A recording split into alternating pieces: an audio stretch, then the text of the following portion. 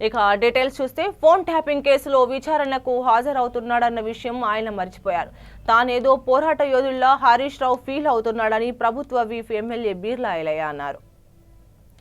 5 ఏళ్ల పాటు నీచాతి నీచంగా ఫోన్ ట్యాపింగ్ చేయించి ఇప్పుడు సత్య హరిశ్చంద్రులా మాట్లాడుతున్నాడని తెలిపారు.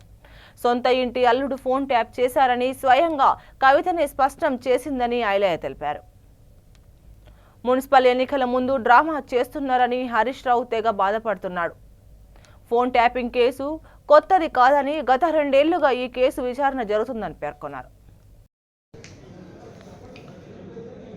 మాజీ మంత్రి హరీష్ రావు గారు ఇలా ఫోన్ ట్యాపింగ్ కేసులో విచారణకు హాజరైంది మర్చిపోయి నేనేదో పోరాట యోధుడిని, నేను పొట్లాడి తెచ్చిన తెలంగాణ అని చెప్పి ఏదో విర్రవీగి మాట్లాడుతున్నాడు. మరి గత 10 ఏళ్ళుగా ఎంతోమంది మీద అక్రమ కేసులు పెట్టి ఇలా అధికారాన్ని దుర్వినియోగం చేసిన మీరు ఇలా సిట్లో ఫోన్ ట్యాపింగ్లో విచారణకు హాజరవుతుంటే ఏదో నేను ఘనకార్యం చేసిన అని చెప్పి ఇలా మాట్లాడుతున్నావు. మరి మీ ఎమ్మెల్సీ కవిత గారే ఎంతోమంది ముఖ్యులై ఫోన్ ట్యాపింగ్లు అయినాయి, మరి ఇంటర్వ్యూడే ఫోన్ ట్యాపింగ్ చేసిందని చెప్పి మీ ఎమ్మెల్సీ కవిత మాట్లాడితే దానికి సమాధానం చెప్పలేని దద్దమ్మ హరీష్ రావు ఇలా మా గౌరవ ముఖ్యమంత్రి మీద అవాక్కులు చవాక్కులు పేలుతున్నాడు.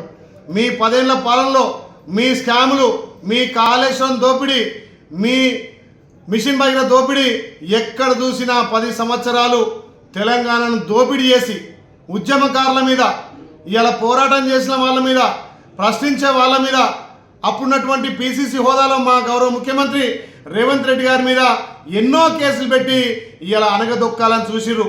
కానీ తెలంగాణ ప్రజలు మిమ్మలను, మీరు చేసిన అప్పులు, మీరు చేసిన తప్పులు గమనించే మిమ్మల్ని ఫామ్ హౌస్కు పంపి ఇలా మా గౌరవ ముఖ్యమంత్రి ప్రజాపాలన ద్వారా ప్రజలకు ఫలాలు అందిస్తుంటే ఓర్వలేక ఇలా మీరు సర్పంచ్ ఎలక్షన్లో ఓడిపోయినారు, ఇలా 2 జూబ్లీహిల్స్ కంటోన్మెంట్లో ఓడిపోయినారు, పార్లమెంట్లో 0 వచ్చింది. మీకు తెలంగాణ ప్రజలు బుద్ధి చెప్పినా ఇంకా అవాక్కులు చెవాక్కులు పేలుతున్న హరీష్ రావు తస్మాత్ జాగ్రత్త. మా గౌరవ ముఖ్యమంత్రి రేవంత్ రెడ్డి గారి గురించి మాట్లాడేటప్పుడు నోరు అదుపులో పెట్టుకొని మాట్లాడు.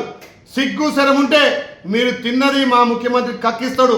మా గౌరవ ముఖ్యమంత్రి ఏదైతే కక్ష రాజకీయాలు చేయాలంటే ఇవాళ నువ్వు, మీ బామ్మర్ది, మీ మామ, మీ మరదలు కవిత, మీ సంతోష్ రావు ఇప్పటికే జైలు ఉండేవాళ్ళు.